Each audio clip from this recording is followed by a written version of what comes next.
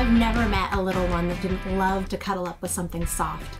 And Bernat has a brand new yarn called Lovey that's perfect to make that little something special.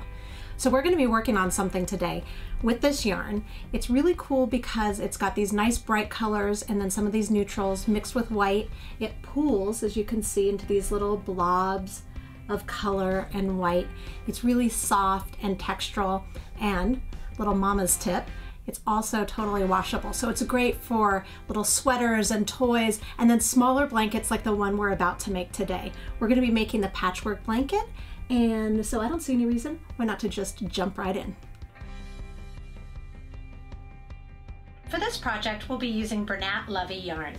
You'll need 5 balls in the main color, we chose gray, 2 more balls in contrast A, we chose yellow, and then finally 2 balls of contrast B, we chose green. You'll also need size US 11 8mm knitting needles, a size US 11 8mm circular needle that's 30" or 76 centimeters long, or whatever size you need to obtain gauge. The patchwork blanket is made up of 3 panels that consist of all these little squares. I'm working on a smaller sample just so it's easier to see, and I'll come back to this, but I just wanted to show you how it was all assembled from the get-go so you know what we're working on. All right, to get started, what we're going to do is we're going to cast on, for the pattern, 30 stitches. Like I said before, I'm working on a small version, so I've cast on fewer. And you're going to work in a basket weave stitch, which is for row 1, you're going to knit 2, purl 2, and then repeat all the way to the end. So just as you would if you were creating a rib stitch, a 2x2 rib stitch.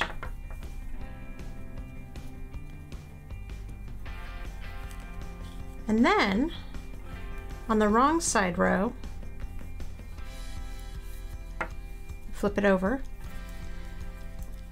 You want to purl all the purl stitches and knit all the knit stitches. So you'll purl 2,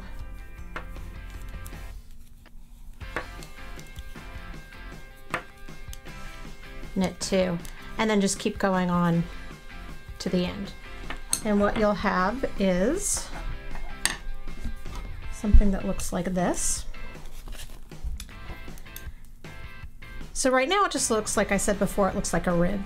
But the next row, row 3, is where you can start to see the basket weave effect take place, and that's created by doing the exact opposite as you were doing before. So instead of knit 2, purl 2, we're going to do purl 2,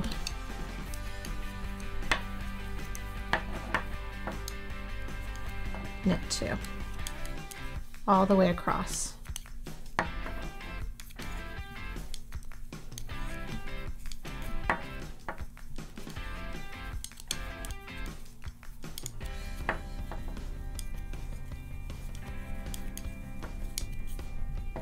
Okay, and you can already see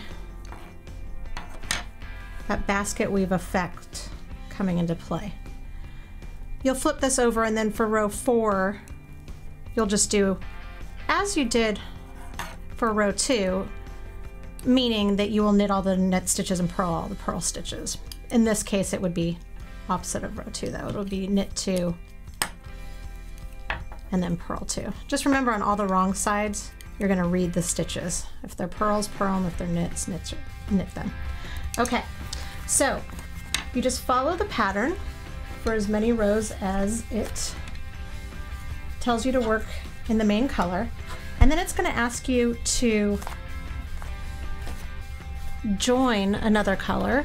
This will be this really pretty yellow and white color, and you're just going to work it in stockinette. I'm not going to demo that because, you know, I've just already shown you knit purl. This is just knitting on the right side, purling on the wrong side, and you're going to do that for the amount of rows that it calls for, which is 30. Again, I've done less. So then you are ready. You're going to end though on, when you've worked this second color, you're going to end on a wrong side row. And now you want to join a color. Move this stuff out of the way. You want to join your main color again. but we're going to join on the wrong side instead of, usually we do it on the right side, and I'll show you why in a second. So we're going to join it, but instead of going back to the basket weave stitch, which is what the next little square actually will be, you're going to do just one row of purl.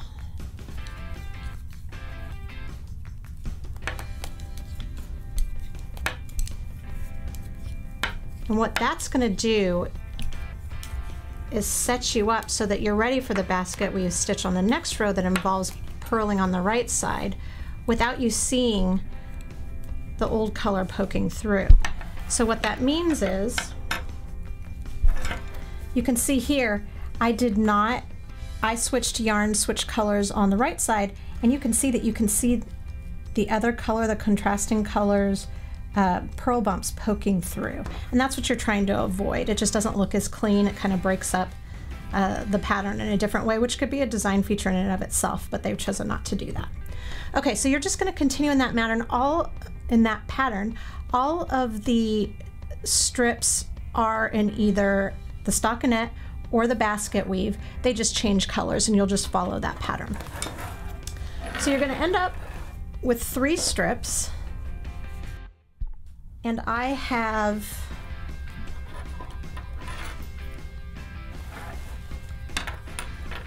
already laid them out and sewn them except for one part all together. The important thing is that you really have to be sure to match up the grid so that each square matches up when you're sewing.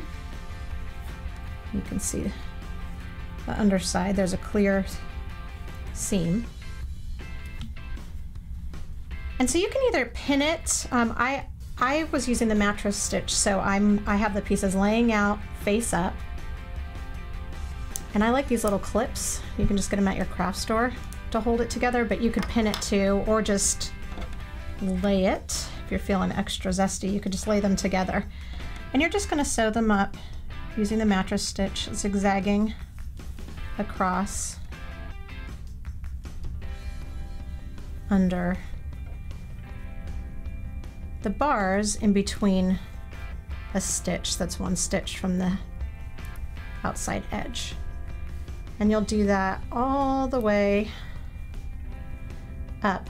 And I should also note that I actually, when I was binding off, on the last square of each panel, I left a really long tail so that I could use it to sew up the whole piece, which is a really nice way of avoiding having to knot yarn and start over.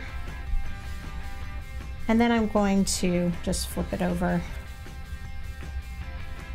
and weave in the edges as you normally would. I usually do like a little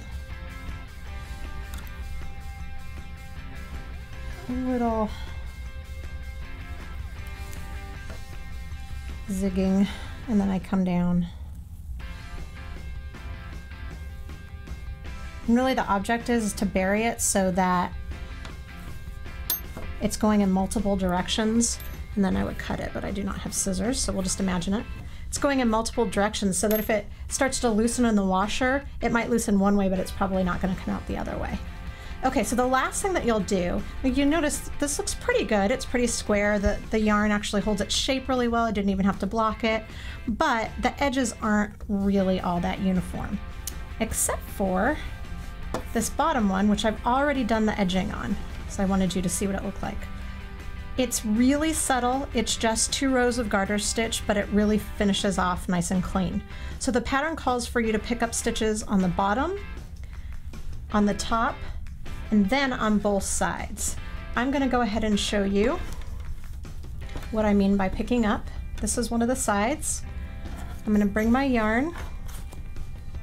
And for this, you're going to want to use a circular needle. I actually like using circular needles to knit my entire blanket because it holds the weight of the blanket on my lap while I'm working. But you want to use this so that you have a long enough cord to work all the way across. And you're just going to pick up the amount of stitches that it calls for in the pattern. I believe for the sides it's 101. You're going to pick them up evenly across.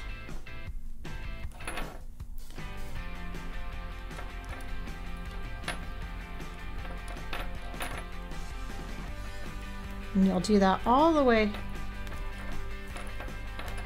across. For the interest of time, I'll just show you these few on this corner, but you would go all the way to the end. And you can see I started at the end of the border that I've already created on the bottom side. And then you would just flip it over, and working on the wrong side, sorry, this is a mess.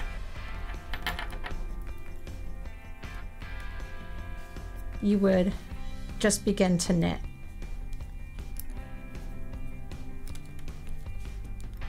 And it calls for 2 rows, so you would knit the stitches on this side,